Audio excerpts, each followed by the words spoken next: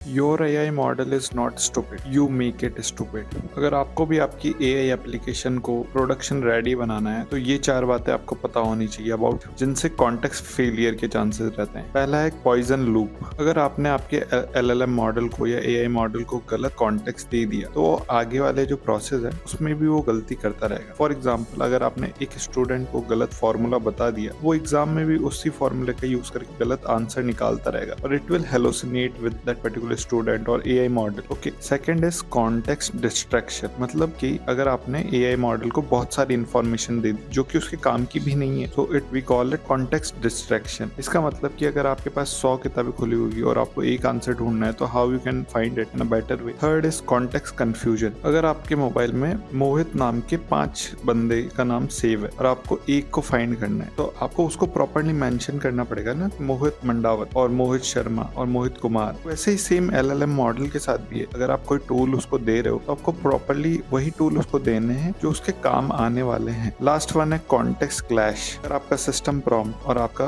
User prompt और या फिर कोई और चीज दोनों कोइंसाइड कर रहे हैं, अगर आपने कहीं लिखा हुआ है कि भाई मुझे जेसन फॉर्मेट में आंसर दो, कॉन्टेक्स्ट में कहीं और लिखा हुआ है कि मुझे XML फॉर्मेट में आंसर दो, तो ये क्या है? कॉन्टेक्स्ट का क्लैश हो चुका है। इस वाले में भी जो आपके AI मॉडल की एक्यूरेसी है वो ड्रॉप हो जाती है। लेकिन अगर आपने ये 4 चीजें फिक्स कर ली तो आप बना चुके हो AI production ready application. Follow for part 4।